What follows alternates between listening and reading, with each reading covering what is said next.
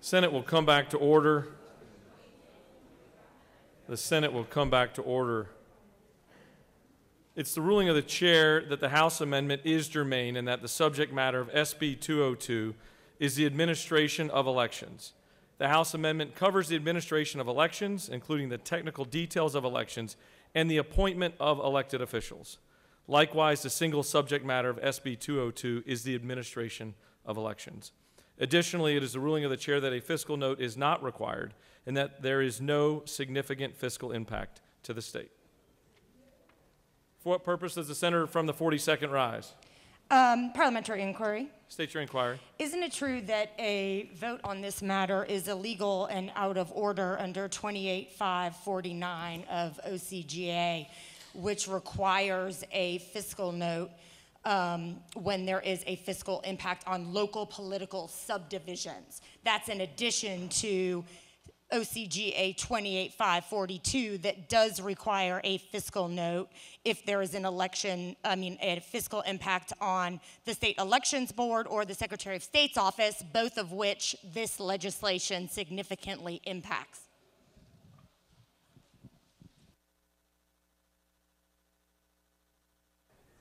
As mentioned, it's the ruling of the chair that the fiscal note is not required and that there's no significant fiscal impact to the state. I asked about fiscal impact under 28.549, which does not deal with the state, Mr. President. That's the local one.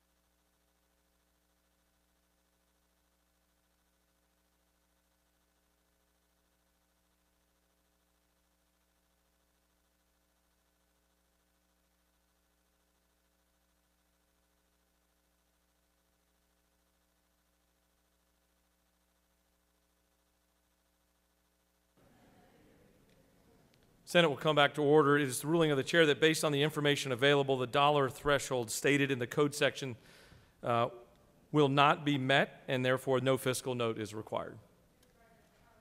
State your inquiry. There was numerous testimony, and I have numerous documents right here at my desk demonstrating that the impact is well more than $5 million.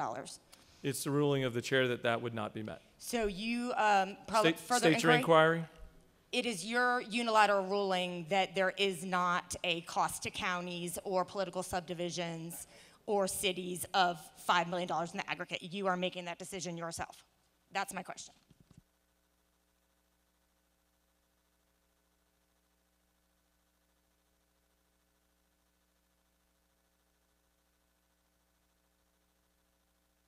The chair has ruled on the matter.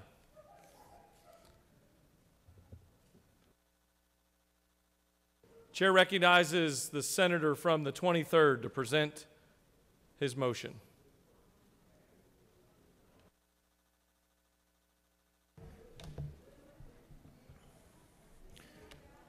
Thank you, Mr. President. Ladies and gentlemen of the Senate, I bring to you the House substitute to Senate Bill 202. This is a reasoned, well thought out, collaborative effort from both bodies that dramatically expands voter access. It provides consistency for absentee balloting, early voting. It provides the opportunity for us to ensure that our elections are secure.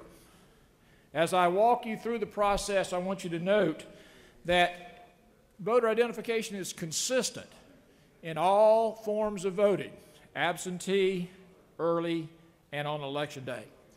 It provides oversight for our local elections board as well as for our state election board. It provides them with authority to ensure that elections are conducted in Georgia in a consistent and legal manner. It provides poll watching at both the voting precincts and at the tabulation centers. It ensures a chain of custody for all election processes.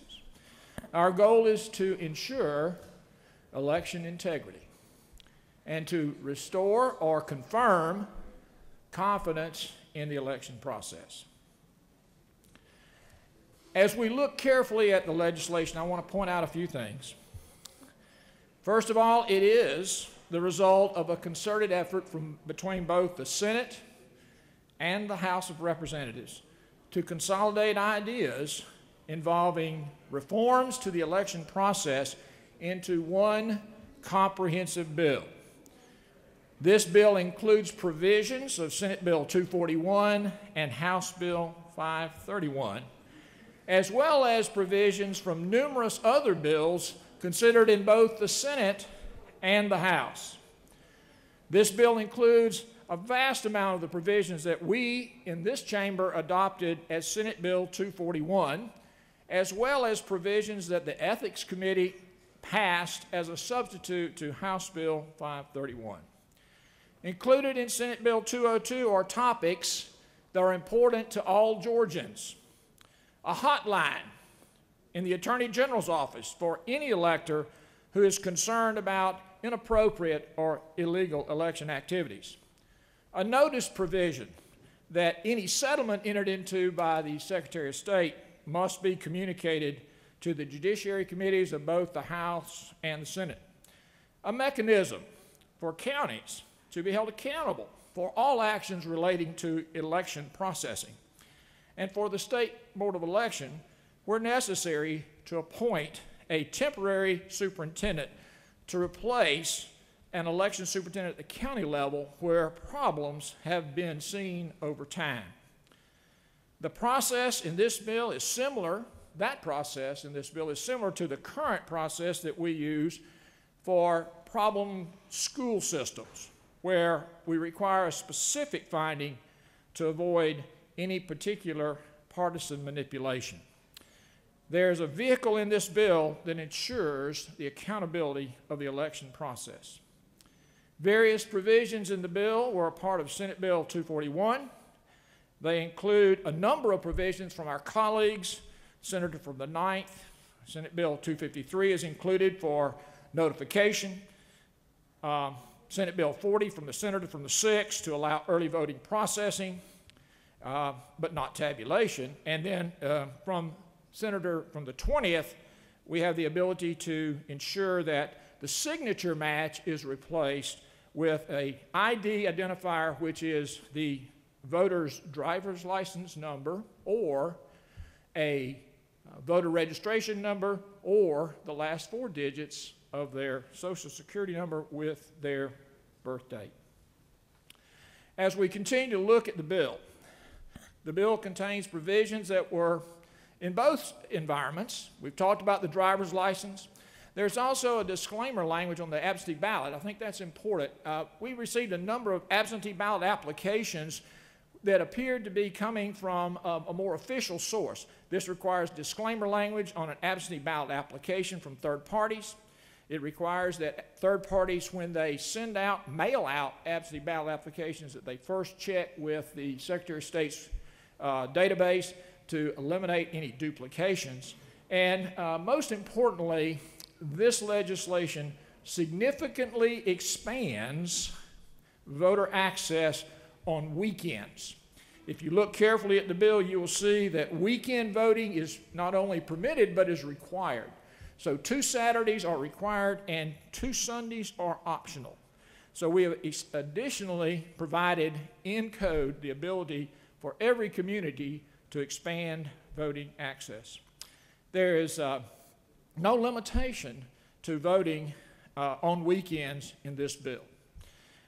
The legislation also dramatically increases the total number of hours that Georgians can vote. It provides certainty for all Georgians and ensures a greater security of our election system.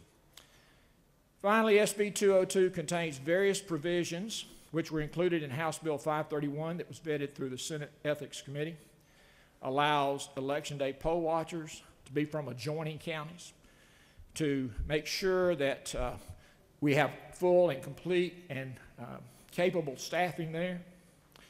It ensures that we provide additional oversight from poll watchers to tabulation centers. It addresses the issue of what is commonly referred to as line warming. It allows for water to be distributed by polling officials within 150 feet and allows non-polling officials to provide water or food support beyond 150 feet. We had a lot of questions and concerns in prior election cycles. And our challenge in this environment is to restore or ensure the confidence in the voting process. I'd like to call your attention to Section 2 of the bill.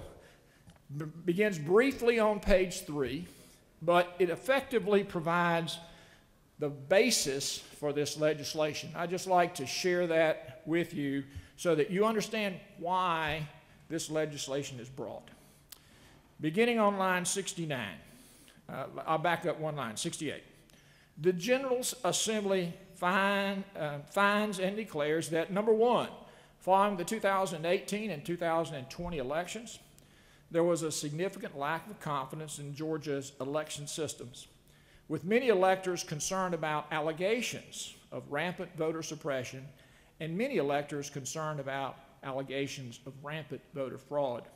Number two, many Georgia election processes were challenged in court, including the subject of a signature matching requirement by Georgians on all sides of the political spectrum before and after the 2020 general election. The stress of the 2020 elections, with a dramatic increase in absentee by mail ballots and pandemic restrictions, demonstrated where there were opportunities to update existing processes to reduce the burden on election officials and boost voter confidence. The changes made in this legislation in 2021 are designed to address the lack of elector confidence in the election system on all sides of the political spectrum, to reduce the burden on election officials, and to streamline the processes for conducting elections in Georgia by promoting uniformity in voting. Several examples will help explain how these goals are achieved. The broad discretion allowed to local officials to advance voting dates and hours led to significant variations across the state in the total number of hours of advanced voting, depending on the county. More than 100 counties have never offered voting on Sunday, and many counties offered only a single day of weekend voting. This bill requires 2 Saturday voting days and 2 optional Sunday voting days. This will dramatically increase the total voting hours for voters across the state of Georgia.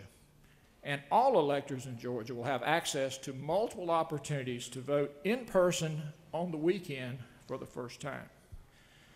Some counties in 2020 received significant infusions of grant funding for election operations, while other counties received no such funds.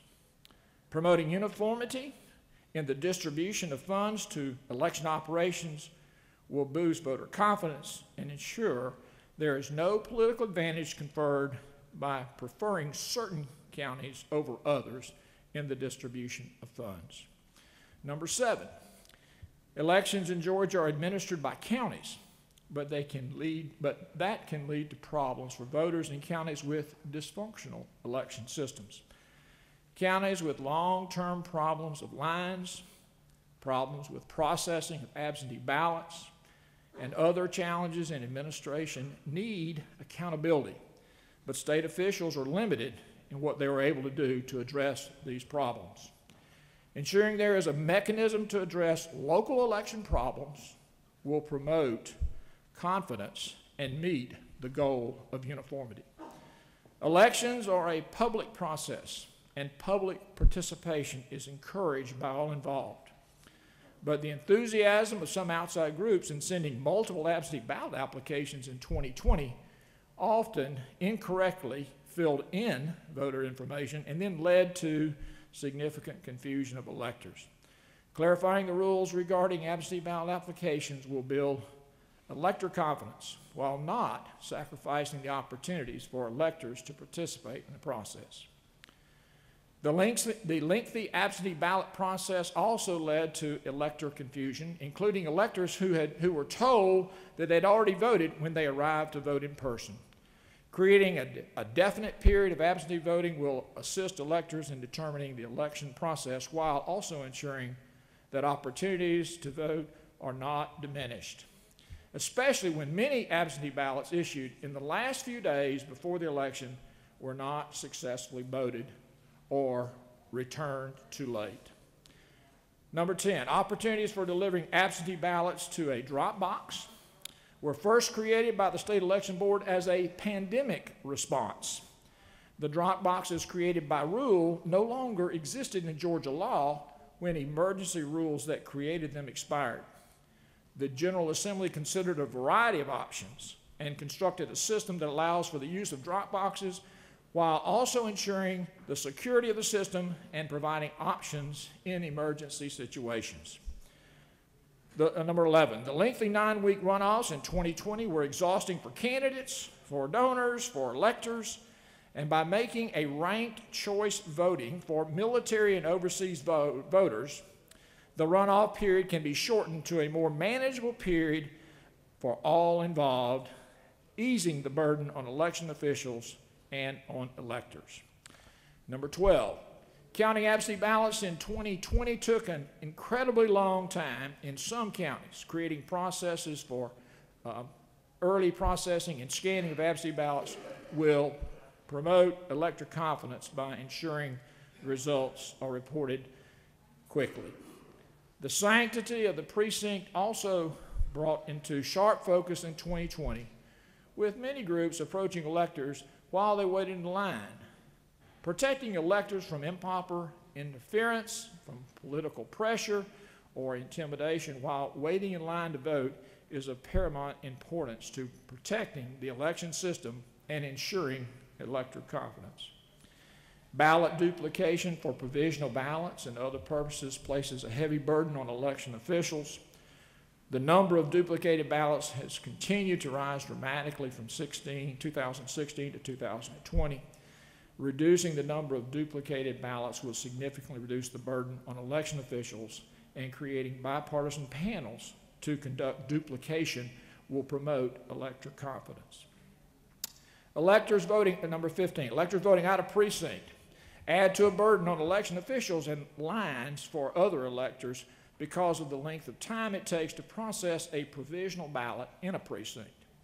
Electors should be directed to the correct precinct on election day to ensure that they have the opportunity to vote in all elections for which they are eligible.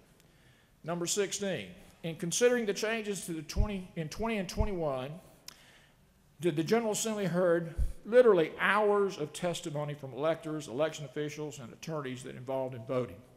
The General Assembly made significant modifications through the legislative process as it weighed the various interests involved, including adding further weekend voting, changing parameters for out-of-precinct voting, and adding transparency for ballot images. While each of the changes in this legislation in 2021 stands alone and is severable under Code Section 1-1-3, the changes in total reflect the General Assembly's considered judgment on the changes required to Georgia's election process to make it easy to vote and hard to cheat, applying the lessons learned from conducting an election in 2020 pandemic. Ladies and gentlemen, our goals are straightforward. Our goal is to ensure that every legal vote counts. Our second objective is to make sure that every one of our 159 counties follow Georgia law consistently and completely. And finally, our goal is to ensure that voters in Georgia have confidence in the election process. As you review this bill, as you study it carefully, and as you understand its components, I hope you will agree that this is a solid step in the right direction to provide voter integrity in Georgia. Mr. President, I yield for questions. Chair recognizes the senator from the 10th for a question. Would the senator yield? Absolutely, to my good friend from the 10th. Thank you, Senator. I just have a few questions, so if you will indulge me for a moment, please. Certainly. I noticed in here that the Secretary of State's role seemed to be diminished in this legislation. Can you explain why? The Secretary, it's unusual for the Secretary of State to also chair the State Election Board, as that has been the practice, as you know. This legislation would allow the General Assembly to select the chairman of the State Election Board. The other 4 officials would be as currently selected. The current Secretary of State would be an ex officio member. This is consistent with the State Board of Education's board and the Superintendent of Education. It's consistent with the Georgia Department of Transportation's organizational structure and the Board of Regents, just to provide a couple, 3 examples. So it is designed to provide more citizen oversight in our election process. Senator Yield? Certainly. Senator, let's talk a moment about the election process of that superintendent, if you will, is selected by both the Senate and the House. Correct. How do you guarantee that person is going to be nonpartisan when we are, in fact, a partisan body? Well, excellent question, Senator. I think the challenge is going to be for each body to agree on the individual that will chair our state election board. I would suggest to you that the current Secretary of State is a partisan elected official. This gives both bodies the opportunity to choose someone that they are confident in that can chair the election process in Georgia. Senator, further yield? Yes, sir. Wouldn't one way of assuring that this person would be nonpartisan would make the vote at least 2/3 rather than a simple majority? I appreciate the Senator's input. It's not a part of this particular legislation, but I accept that as a suggestion for future consideration. Thank you. Senator, further yield? Yes, sir. Senator, let's talk about the AG's role in all of this. I noticed that the AG is still responsible for administration of a hotline. Is that correct? That is correct. There's the establishment of a hotline. It's the AG's responsibility to allow a voter, an elector, to potentially, who feels that there's a potential issue, to report it directly to the AG. Senator Furtherhill? Yes, sir. Is there an opportunity that the AG would politicize an election, considering the behavior of our current AG? Sir, I would not speak to that. I would suggest to you that the Attorney General's responsibility is to enforce the law. I have confidence that he will do just that. Senator, are you concerned about the behavior of our Attorney General in this most recent election? No, sir, I'm not concerned about the Attorney General or any other constitutionally elected official. Senator Furtherhill? One more question, Senator. You may have more friends in the background who want to challenge me. Senator, I have lots of other questions. I thought you might. And I certainly would appreciate it if you would indulge. Absolutely. Please, I'm happy to, Senator. Thank you. Senator, I notice in your legislation that and I'm trying to find the exact place on here, but there seems to be an error.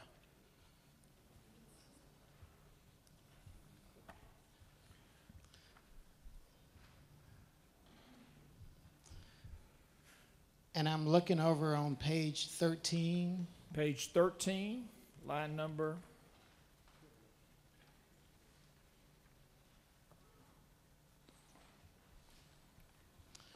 And I'm starting at line 313. Yes, sir. That line reads, the majority of members of a board of elections and et cetera, may petition the Secretary of State. I believe in there you probably meant your superintendent to continue the deliberations. Is that correct, Senator? I would have to, I'd have to review that and seek legal counsel.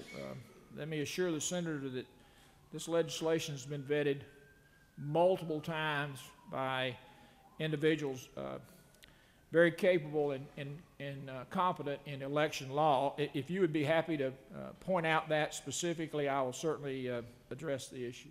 Over on line 315, it says that the commissioner and et cetera, may petition the Secretary of State to continue any hearing. I don't see anywhere in your legislation where it says the Secretary of State has the hearing. It's your superintendent that's holding those hearings. So why would that line, why would they have to petition the Secretary of State when he has no role in this governing board? Well, the Secretary of State is still the administrative officer for all elections, and he works hand in hand with the state election board. I think what you will see here, that these are options for local governments to request that their election officials be evaluated, a performance review, and then if appropriate or if needed, that those problems could be addressed up to and including the removal of the local election board. I'd like to point out that this legislation includes a restriction that that can only occur in 4 instances at any given time. I would suggest that in our prior use of this type of legislation in our school boards, that happens extremely rarely, and we would anticipate that this would be a very rare occurrence. Senator Yield? Yes, sir. Senator, on the next line on 316, it says, upon assuring of good faith, the state election board may continue the hearing. So there's a conflict, a definite conflict in your language in this legislation.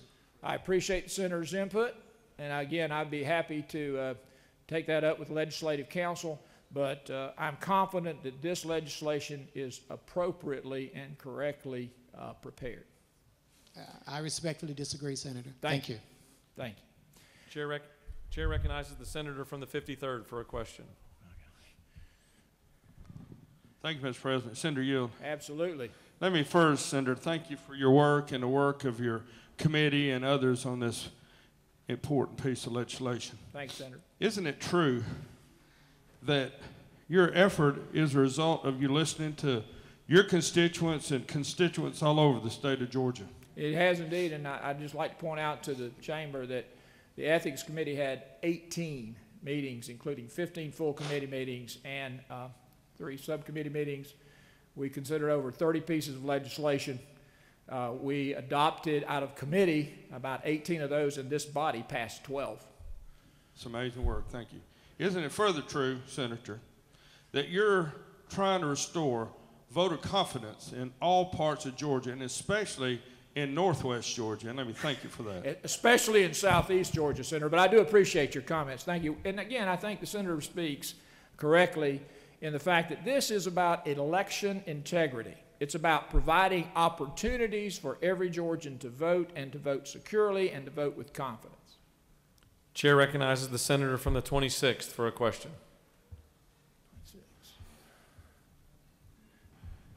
Senator Yield. Absolutely, my good friend from Macon. Senator, how many times were the votes counted in the presidential primary? I believe that there were 3 recounts in the presidential primary, sir, if that's correct. I think that's correct. Where was the fraud? Well, I think the challenge is not in the fact that the votes were counted incorrectly. They were counted correctly. The challenge is in whether the votes themselves were legitimate. And that's why you see in this bill the absentee ballot process that ensures that the same identification requirements for an absentee ballot that you would have if you were to go to the polls to vote early or to vote on election day. And candidly, Senator, our goal is to ensure that people feel confident in voting in person. And we're hopeful that, that the pandemic will have subsided and that folks will return to the polling precincts. Senator, further here. Yes, sir. Senator, the signature match. We were in court with the signature match. Isn't it true that people who were disqualified might have been disqualified because there might have been an E as a middle initial, and it might have been showed up as an L, and were not told what the problem was, but were told that their application was rejected? Thank you, Senator. I appreciate the question. I believe you may be correct. I think the most important thing about this bill is it eliminates the subjective evaluation of a signature and provides an absolute identification number that is unique to the voter. 98% of Georgia voters have a driver's license. The other 2 or 3% would have the opportunity to receive at no cost a voter registration card, and then of course they could use, if they choose to, the last 4 digits of their Social Security number and their date of birth. So I think that the opportunity here is for voters to be identified accurately without question. Isn't it true that you get a voter registration card when you register, they send you a card and tell you what precincts you vote at? The senator knows what he speaks. That is correct, Senator. Senator, further yield. Yes, sir. Isn't it true that most of the things that you are talking about had to be done because we were in court trying to straighten out those voters who were removed from the voter rolls, and that the courts are the one that required us to do certain things?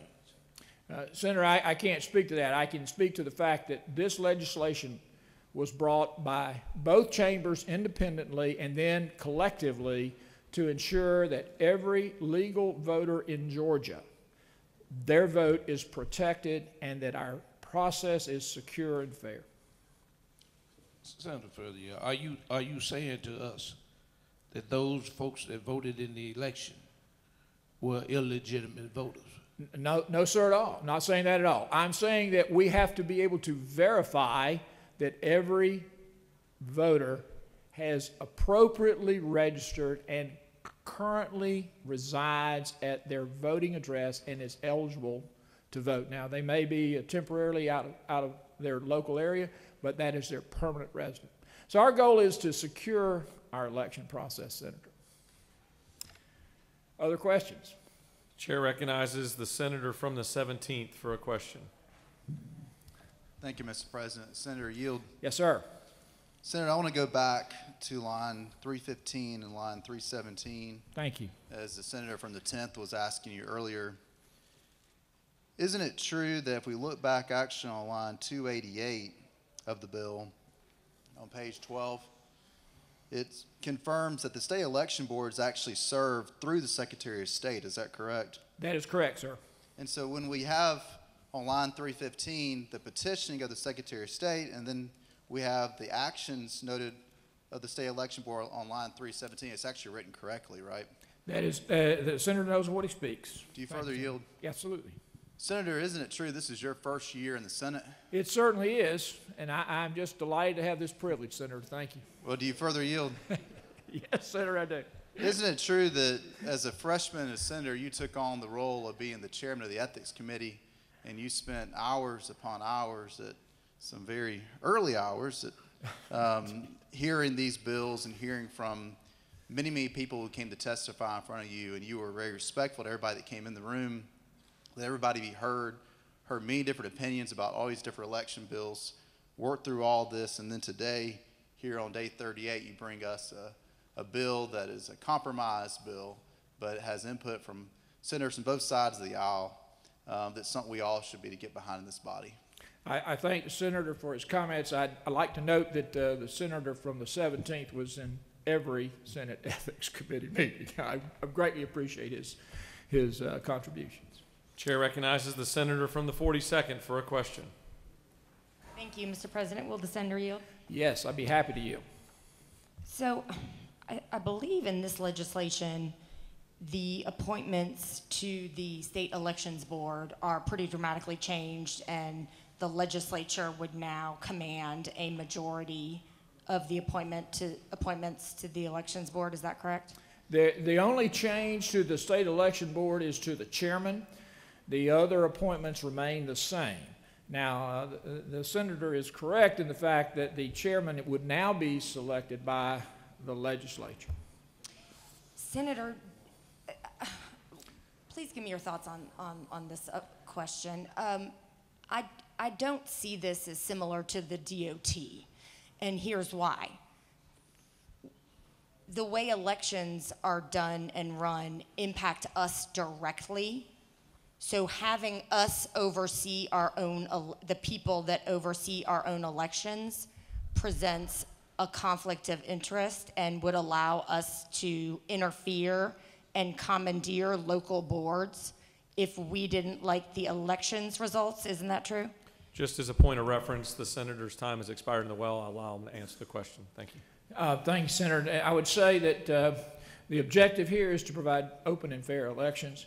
Again, as I stated earlier, it is unlikely but possible for local election boards to be removed and put into a temporary status where they would have an appointed superintendent to correct any challenges or problems they had, and then to return the responsibility back over to the local election board. Thank you, Mr. President. I yield the well. Senator has yielded the well. The chair recognizes the senator from the 6th to speak to the measure. Motion.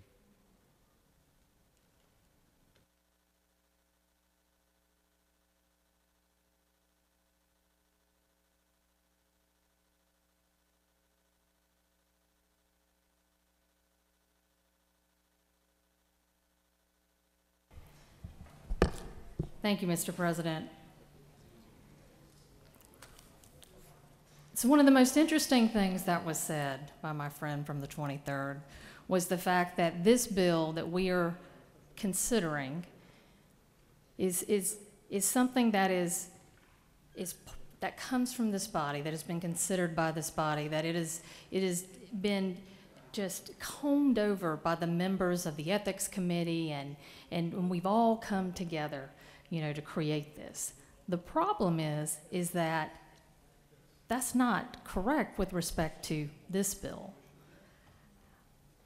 Because it comes from the House, and because the senator from the 23rd, who was the original sponsor of the bill, and I believe it was 2 pages, it was stripped, and now it's 95 pages. 95 pages that haven't been vetted by the Ethics Committee of this body. A bill that we haven't heard testimony on. Now, don't get me wrong, there are portions of this bill, because let me tell you something, it is like the Christmas tree of goodies in terms of voter suppression. And let's be clear, some of the most dangerous provisions have to do with the takeover of the local elections boards, but not only that, but at the state election board level. So what are y'all doing? What are y'all doing? We're going to take the Secretary of State, who is in charge of administering our elections, who is elected statewide, a statewide constitutional officer elected by the people of this state, who has been charged with the administration of elections, and we are going to say, sorry, you just take a seat. You're just going to be kind of like ex officio non-voting. You can show up if you want, but it really won't matter at the end of the day. And then we're going to appoint our own chair to come from this body, which then, as the Senator from the 23rd recognized, would then mean that 3 out of the 5 members would be appointed from this body. We, not me, I wish it were, but the majority party in the Senate and the House would effectively control the state election board. So then it gets worse, because then you've got this performance review board that comes in and is gonna, go over, these bad local elections boards to try to get them in line, right? Well, they issue a report, and then the counties can't even appeal those decisions effectively. How? You say, well, it says it's subject to the Administrative Procedures Act. Well, it prevents counties from using county money to pay attorney's fees for that appeal. So at that point, you have a county who has a bad decision that basically has suspended their board of elections, and there may even be sanctions involved, and they can't even appeal it to a superior court unless they come out of pocket. And I don't know about y'all, but a lot of these small counties, people don't have money to be paying lawyers to deal with performance reviews appeals to the superior court. I will suggest to you that the whole point of that is to make sure that there isn't a review, that no one ever actually looks at what is going on.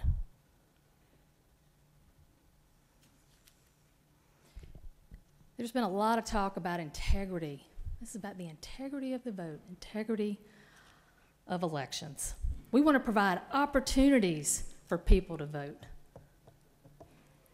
This bill is absolutely about opportunities. But it ain't about the opportunity to vote. It is about the opportunity to keep control and to keep power at any cost.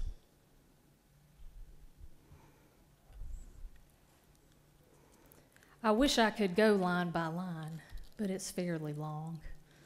And I can tell you what I have read, there's a lot of mistakes in here that's going to cause a lot of trouble for local elections officials.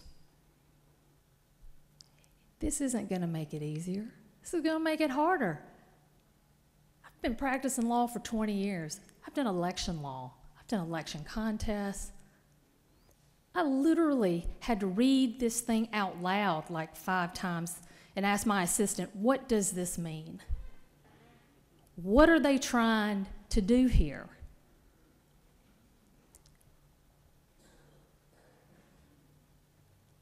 This is not the product of considered work of this body.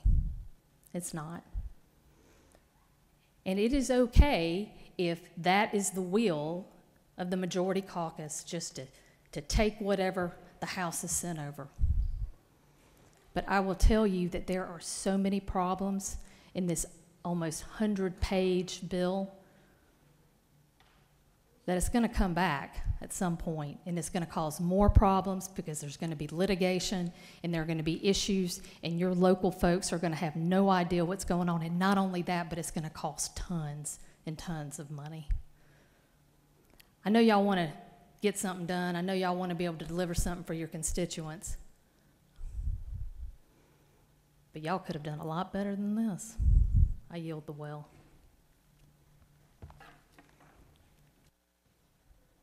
Chair recognizes the Minority Leader to speak to the measure.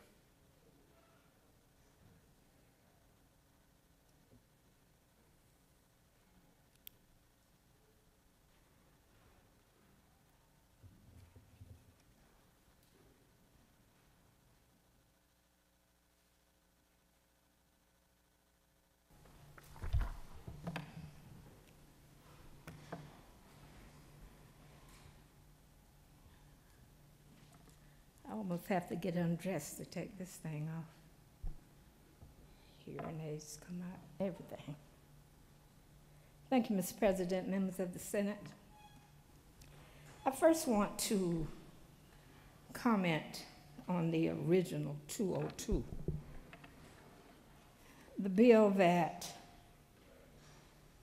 was going to make a good correction, I think, so that citizens wouldn't receive so many applications for their absentee ballot.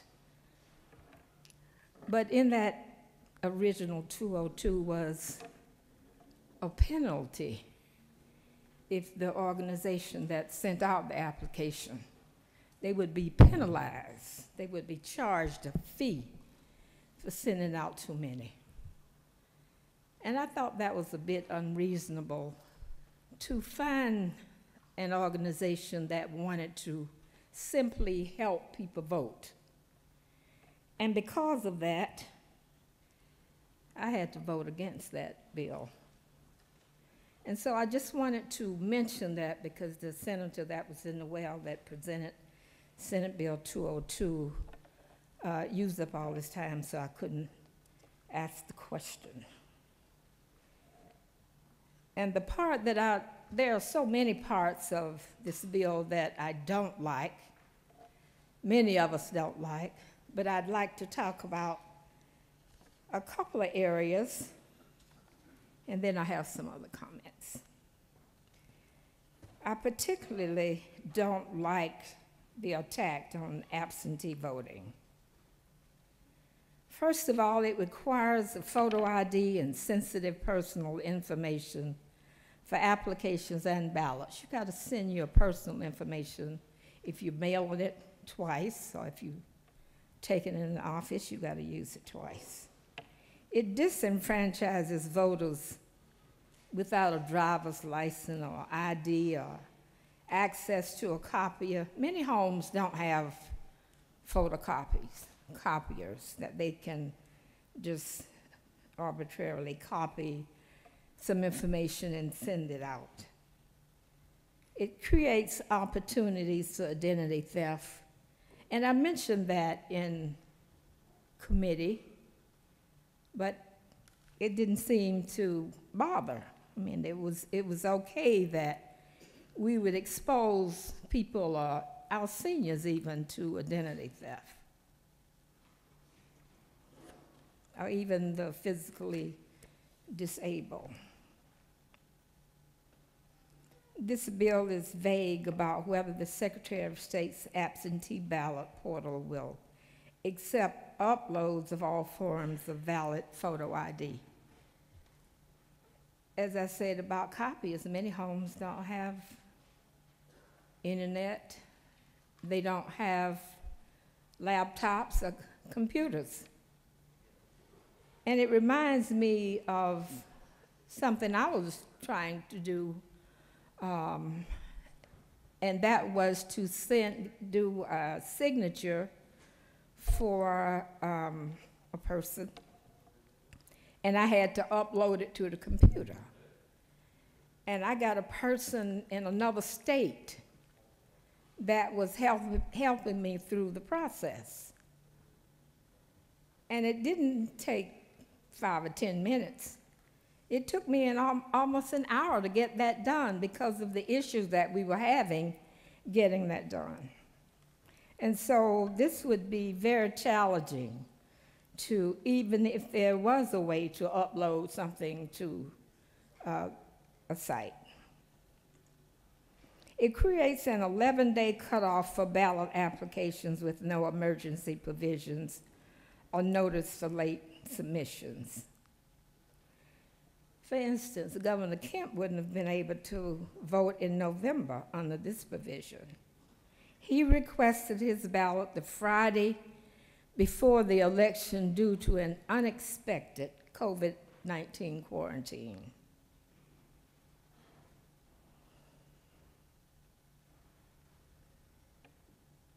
ACCG asked for the cutoff to be 1 week, 7 days before Election Day, not 11 days before Election Day. This bill does not provide meaningful notice to voters whose ballot applications come in after the deadline. It reduces the period for mailing and receiving ballots by over 40%. Current law requires ballots to be mailed out 49 to 45 days before an election. This bill requires mailing ballots 29 to 25 days before an election. This timeline delays ballots for the nearly 600,000 Georgians on the rollover absentee list who are, by definition, physically disabled or age 65 plus. Election offices would be severely burdened by the simultaneously demands of processing new voter registrations, mailing the initial batch of absentee ballots, and also absentee ballot drop boxes are rendered useless by placing them inside a voting location during voting hours. It increases the burden on disabled and senior voters. The drop boxes, in my opinion, was a great idea. It was, I think, one of the best things that happened in the 2020 elections, in 21 election, because it was so convenient for a person to drive up or walk up and drop their ballot in a drop box. Yes, it was an emergency order, and I think it's something that we can definitely keep and make it useful for the voters of this state.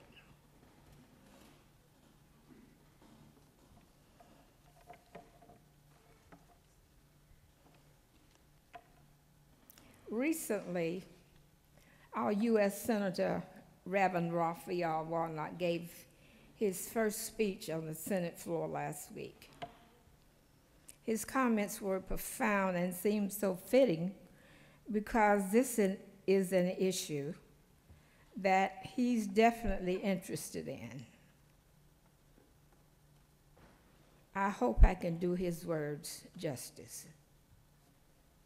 For he was honored on a few occasions to stand with our hero and his parishioner, John Lewis. He was his pastor, but Reverend Warnock said he was clear that John Lewis was his mentor. On more than one occasion, they boarded buses together after church services as part of the Souls to the Polls, urging the Ebenezer Church family and communities of faith to participate in the democratic process. Not only Ebenezer Church, but many churches across the state.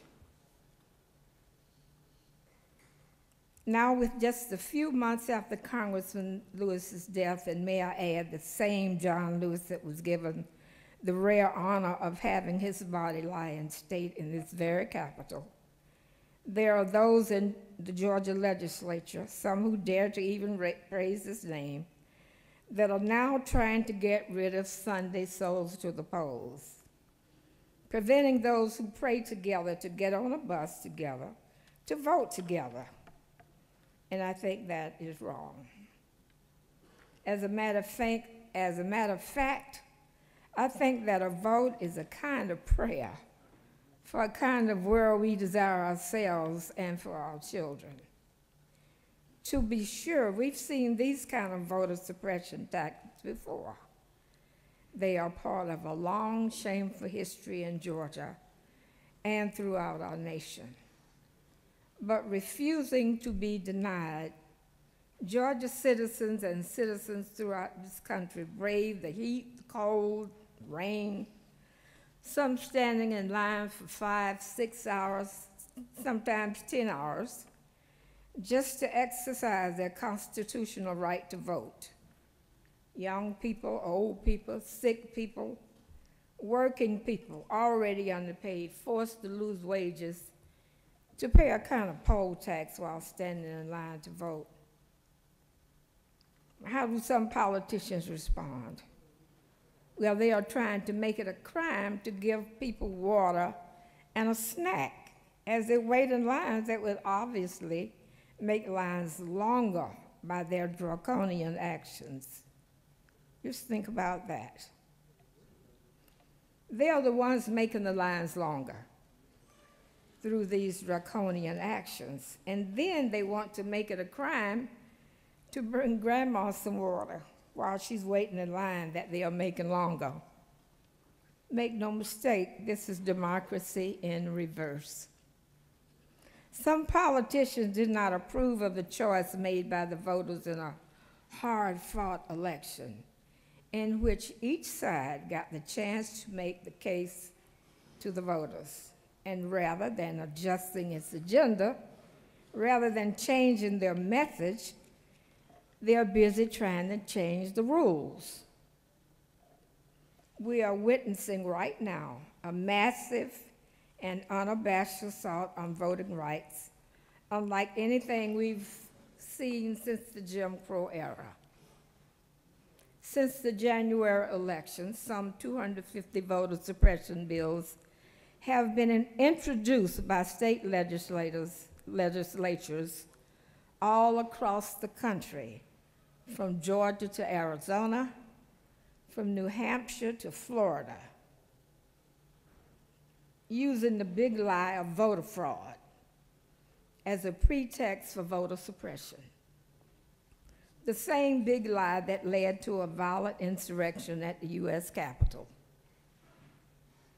The day after Reverend Warnock's election, within 24 hours, we elected Georgia's first African-American and Jewish senators. And hours later, the Capitol was assaulted. We see in just a few precious hours the tension very much alive in the soul of America. And the question before us all at every moment is, what shall we do to push us in the right direction? Surely there ought to be at least a majority in any legislative chamber who believe, as I do, that the four most powerful words uttered in a democracy are, the people have spoken. Therefore, we must assure that all the people can speak. But if not, we must still protect voting rights. The right to vote is preservative of all other rights. It is not just an issue alongside other issues. It is foundational. It is the reason why any of us has the privilege of standing here in the first place. It is about the covenant that we have with one another as an American people. E pluribus unum, out of many, one. It above all must be protected. In closing, and I probably won't close just right away, let me say that as a woman of faith, I believe that democracy is the political enactment of a spiritual idea, the sacred worth of all human beings, the notion that we all have within us a spark of the divine and the right to participate in the shaping of our destiny. John Lewis understood that and was beaten on a bridge defending it. Amelia Boynton, like so many women, not mentioned nearly enough, was gassed on the same bridge. A white woman by the name of Viola Louisa was killed. Medgar Evers was murdered in his own driveway. Swerner, Goodman, and Cheney, two were Jewish and an African American standing up for their sacred idea of democracy, also paid the ultimate price. And we in this body would be stopped and stymied by partisan politics, short-term political gain, legislative procedure. Instead of passing this legislation, I urge my colleagues to support a resolution urging Congress to pass the John Lewis Voting Rights Act, among others, to strengthen and lengthen the cords of our democracy, thereby securing our credibility as the premier voice for freedom-loving people and democratic movements all over the world, and win the future for our children. Mr. President, I have spoken. I yield well.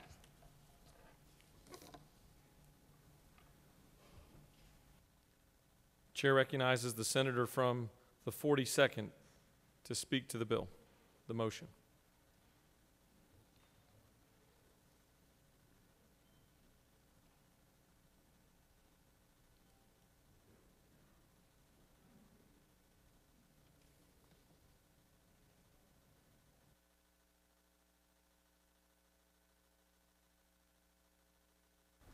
Thank you, Mr. President, colleagues.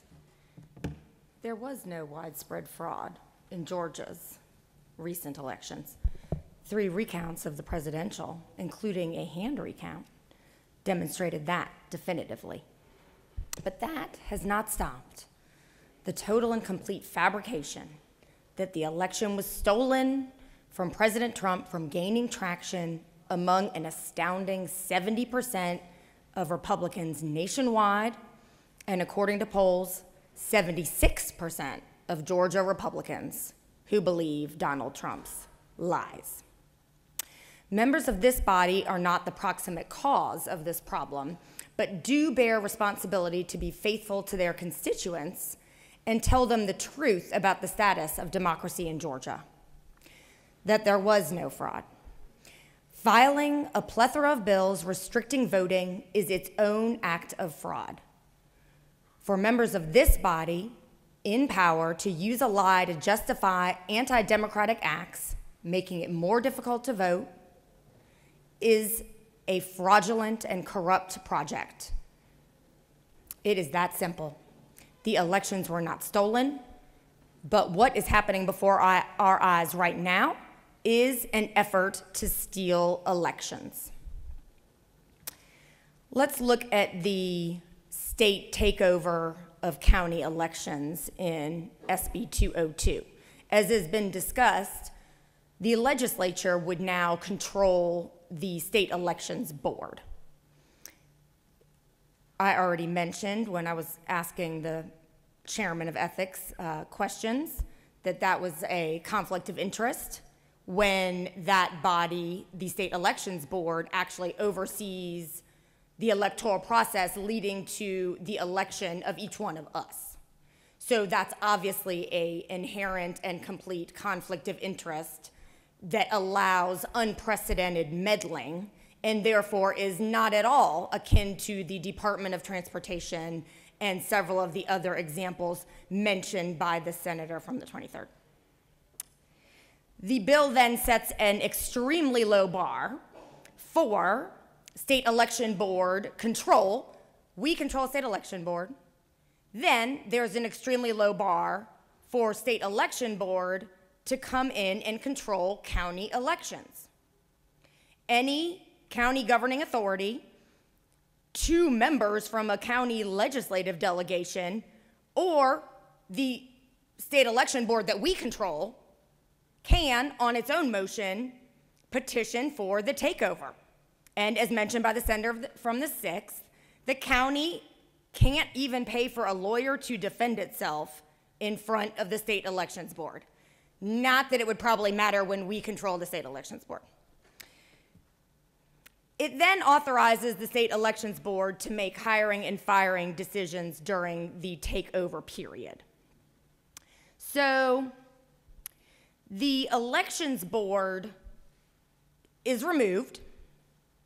The state elections board, controlled by us, puts one person into place in the place of the local county election board.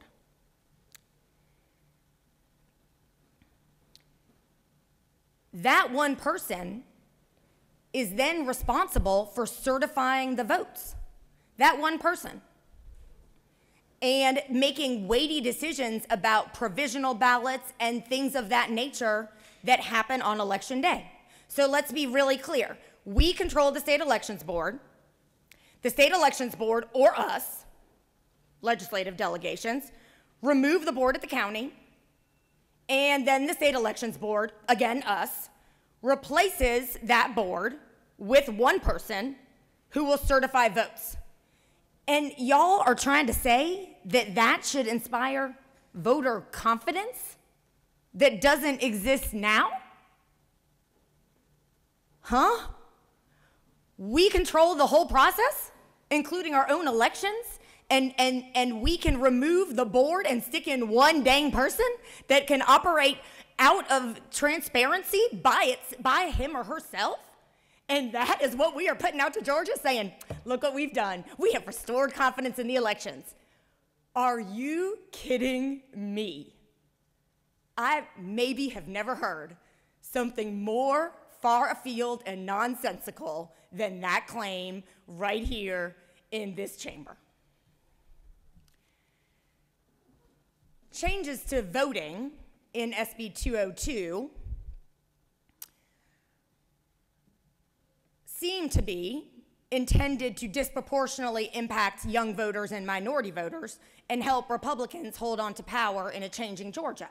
Let me remind you that that will not be the case. The best reason not to pass cynical voting bills predicated on a lie is that it will not work. It will not work. 75,000 people turned 18 between the November 3rd election and the January 6th runoff. 75,000. Suppressing voters rather than persuading them is not a long-term strategy for maintaining power in a changing Georgia. It is also not even a short-term strategy.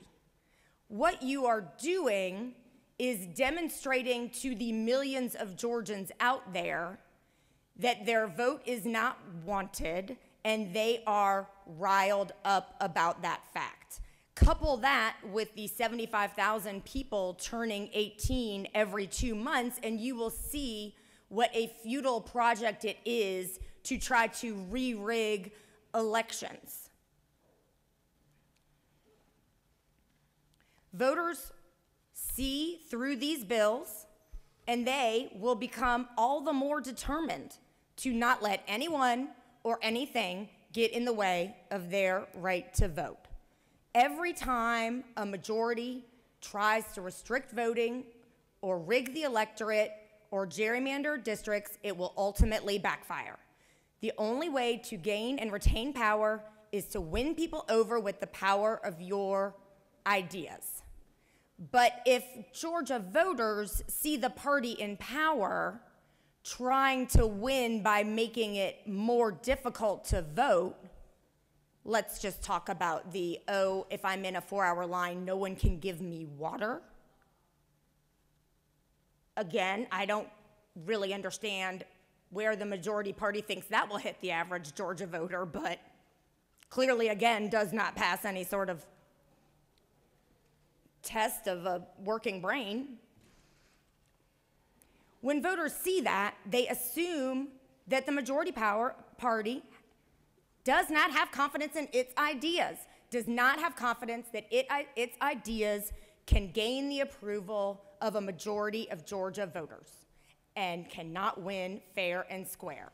That is what then becomes a self-fulfilling prophecy. And that is the best reason to vote no on SB 202. Thank you, Mr. President. I yield the ball. Chair recognizes the senator from the 41st.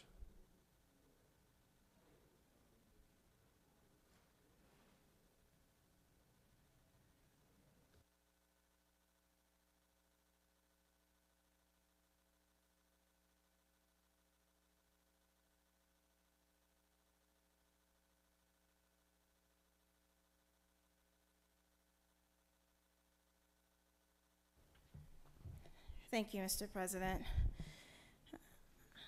I rise today to speak on behalf of those who are often left out, people who are poor and people living with disabilities. I have taken this well before to name to this body that the free voter ID card that is provided to those people who cannot afford an ID is not included in this bill as a valid form of identification. So let me break this down to you. If you are poor, experiencing homelessness, then you can go to your local voter registration place and they will give you what's called a voter ID card. The title and section where a voter ID card is listed is not the same title and section of a driver's license or a state ID. It's a separate title and section. Therefore, if a person takes their voter ID card and goes in person to vote and uses that voter ID card to verify their ID, it will not count as an ID that is a part of the certified IDs. So they would therefore have to go through the process of having to add their birth date and the 4 digits of their social security card. This bill essentially renders those voter ID cards that we give to people who can't afford regular IDs, essentially renders them void and null. Additionally, when it comes to people who have disabilities, they've come out to these ethics committee meetings and they've spoken out about their needs. They've been clear. People who have low vision have talked about the fact that they want to be able to vote independently. And the way that you vote independently if you have low vision is that you use technology. The current machines that we have do not support them, so they've had to bring their phones in that have readers on them so that they could vote independently, secretly, like those of us who can see get to do. But this bill continues, despite their clear pleas about this, continues to criminalize the use of a phone inside of the voter ballot box. Furthermore, people living with disabilities made it clear that they liked the voting absentee drop boxes, not because they're fun, but because it's easier for someone who has a disability to simply roll down the window in their car and put it in the box, as opposed to having to unload from their vehicle, go inside of a building and navigate a place and a space that will not be easy for them to navigate. They named out loud, we love these boxes, it helps us. And yet this body has ignored those pleas. Furthermore, mobile voting sites, those roller voter polls that we have. Those polls historically have been used during early voting, and they have gone to places where people who have limited mobility and limited access to transit, where they can go and they can vote. Oftentimes those places have been parked outside of senior citizens' homes where we have people who we know can't get around as well. And yet this bill, once again, ignores the pleas and the calls of people with disabilities and says you can't use them except on election day. No more going to the places with the highest need. And then there's this final point that I, as a Southerner, and as a pastor, and as someone who cares for my neighbor, just cannot understand. We have made it illegal illegal for someone to pass out some food to someone who is standing in line. Now, I know you're going to tell me, no, you just have to be 150 feet away. But the way that the bill reads, it says that you cannot give water or food or anything else, a poncho, an umbrella because it's raining. You can't give anything to anyone as long as you are within 25 feet of the line. So if the line goes beyond the 150 feet, you still have to be 25 feet away from the line, which means if I'm standing in line waiting to vote, and it's a long line, and I'm feeling a little faint, feeling a little hot, need a little nourishment because I've been in line for a long time. What it means is that the kind person who's been standing out there, who's got all the provisions that I need, they can't walk up to me and give it to me, even if I'm 150 feet away, because I'm still in line. So the person who is already feeling a little weak, oh, y'all, I'm preaching now. The person who is already feeling a little faint has to leave the line, go 25 feet or more beyond that line in order to just get a little nourishment, in order to just get a poncho to get out of the rain. To me, that is the most inhospitable thing that we could possibly do. It's to deny water, deny an extra chair to someone while they're sitting in a long line in the Georgia heat or in the midst of a downpour. This bill, we can talk about all of the ways that legally it's problematic, but I want to be clear that this bill has ignored the pleas and the needs of those who are living with disabilities in this community. They've come, they've been clear, they've named what they need, and you've ignored it. And this bill disenfranchises those who are already struggling the most. The poorest of the poor, the people who couldn't even afford a $5 ID. You've given them this other little plastic card, and because you simply wouldn't add another code section to include those IDs, you've now rendered their IDs null and void. Georgians, we can do better. We owe it to people who are already struggling to do all we can to make voting easier for them and never harder. And with that, I yield the well. Chair recognizes the minority whip to speak to the motion.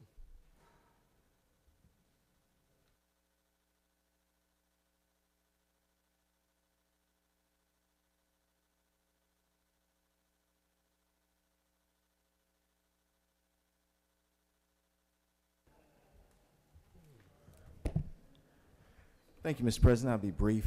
There's obviously so many persons have already spoken eloquently, and much eloquently, really more than I can, about this bill and the many problems that it has. But I would say that at the end of the day, this will be a day, quite frankly, long remembered in the legislature. It is a day the legislature declared war on local control. Whether we're talking about determining how the legislature determining how counties spend their money, or how counties actually elect persons, not from a general standpoint, but specifically elect people. And with that, I turn to page 94, which talks about electing magistrate court judges. There's a provision in there which is directly, specifically targeted for Augusta, Georgia. Directly, specifically targeted at local control. The persons of Augusta, Georgia said that they wanted to have their chief magistrate appointed by the governor. They want their chief magistrate appointed by the governor, but they would like that person to come up for an immediate election. That's what Republicans and Democrats and others have lived under for years. But now all of a sudden, because of this new way we're doing things in the legislature, that we do not believe in local control anymore, that's now just a term of art that we have proven today does not exist. Does not exist from a general macro level. Now it does not exist from a specific, direct way persons vote for something as simple as a magistrate.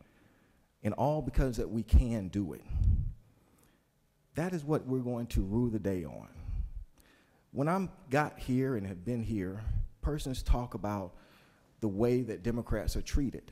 And they say, well, we were treated that way 20 years ago, whatever. But that's internal politics. It doesn't affect our constituents in reality. The things that we do here necessarily about, you know, how we debate things, or when we cut off debate, and where you guys cut off debate 10 years ago, and now we're cutting off debate, that's window dressing. Now we're actually talking about how you're going to spend your money, how you actually going to elect something as simple as a magistrate court judge. That affects your constituents. And it's something we're never coming back from. Today, we will not come back. And so 10 years from now, when you talk to your neighbors and friends, and they ask, why is that legislature telling us as a community we got to spend 5% more on the arts? Why is that legislature telling us how we can vote for something as simple as a magistrate court? It won't be any kind of theoretical or philosophical reason. The only thing that you will be able to tell them is, we did it to them, so they're doing it to us. But the difference is, it's being done to your constituents. This no longer is about internal things the way we do things here. This is now affecting Georgians on a day-to-day basis, not from a general macro level, but specifically now, this legislature has decided today, it's going to start really micromanaging counties. And that's not where we want to be. I trust my commission, even if I have disagreements with them. And I told somebody earlier, I don't want you guys telling us how to do every single thing we do in Augusta. And I don't think you want us telling you how to do everything in your community. But that is now where we are. And it's a day we're all going to regret. Thank you, and I yield the will. Does any other senator wish to speak for or against the motion? Chair recognizes the senator from the 56th to close debate.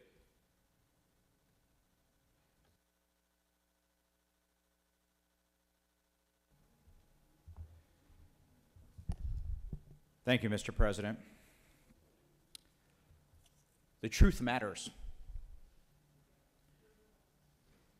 We had a lot of folks come talk about this bill. And there's been a lot of bills, so I do understand there has been a lot of confusion. Some people came up today and cited things that are just not in this bill. The minority leader is a great leader and a friend. However, she brought up the fact that you're going to have a photo ID, and that is simply not true, and it is not in this bill. You're not going to have to make a copy of your ID. Also mentioned that voting hours were reduced. They were not reduced at all. Said we would reduce weekend voting. In fact, it has been expanded. These are just simply not true. We heard about water. Well, you have to be 150 feet away to do anything political. You can't have your signs there, you can't have people in shirts, but they can set up water stations anywhere up to the polls. So again, another comment that is just simply not true. Nobody has worked closer and done more at the special needs community in this chamber but me. Nobody has. Every voting machine has options to make that font larger and yet larger again. Each one of them do. And anyone in the special needs community, which I work with almost on a daily basis, is capable to pull up to any post office location or other mailbox to mail in an absentee ballot. So we have to get the facts right. The truth matters. The House and the Senate debated dozens of bills to assure security, transparency, and accountability in our elections. Many of the bipartisan ideas, some of your all's bills, are in this bill.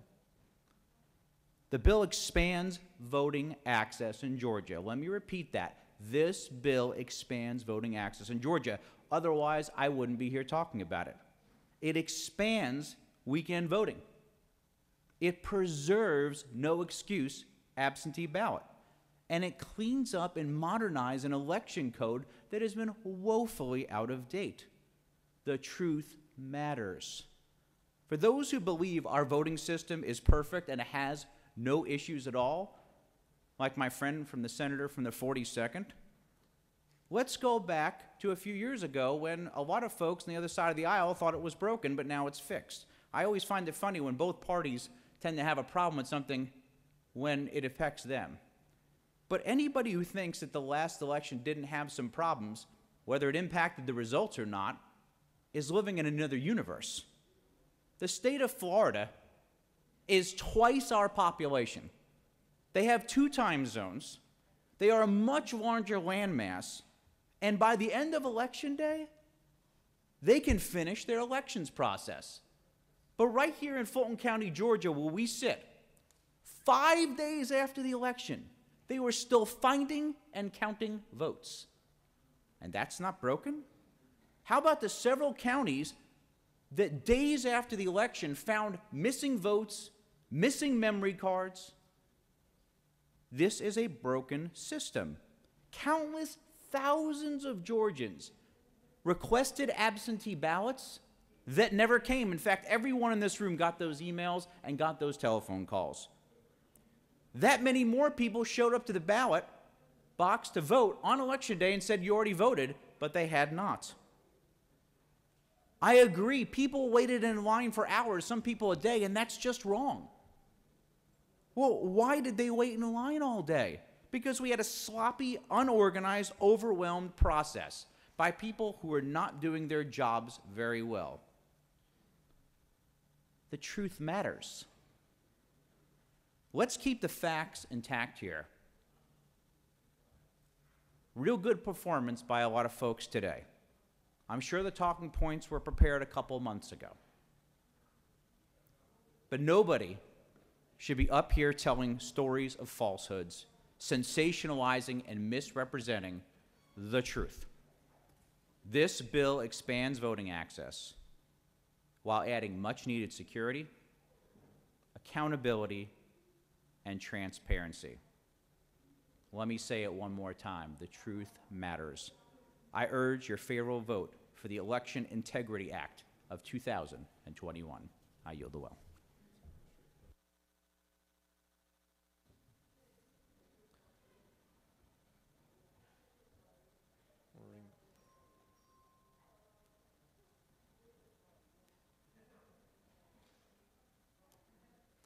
The senator from the 23rd has moved that the Senate agree to the House substitute to Senate Bill 202. All those in favor of the motion signify by saying aye. Opposed, no. The Secretary will unlock the machine.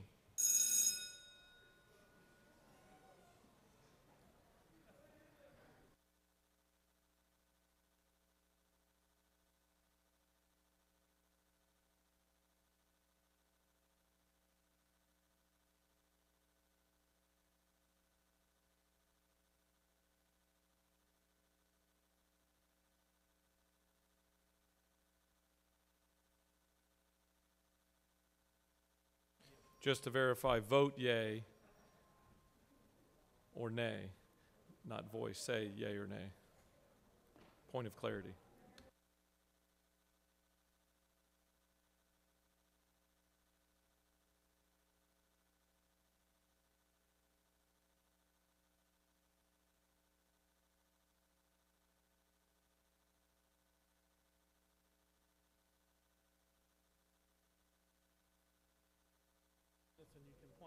For what purpose does the senator, he waves?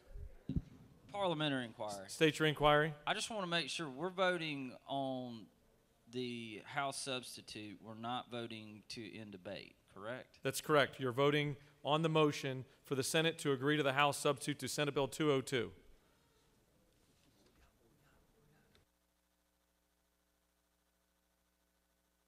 Have all senators voted? Have all senators voted? Mr. Secretary, please close the machine.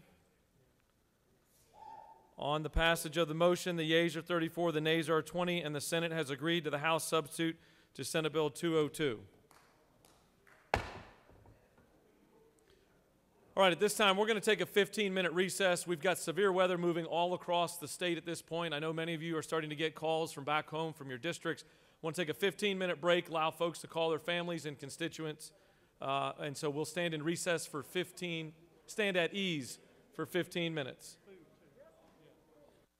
Also would like to let you know that the dinner is here outside the chamber if you'd like to grab something. I'm not sure what we've got, but we've got dinner.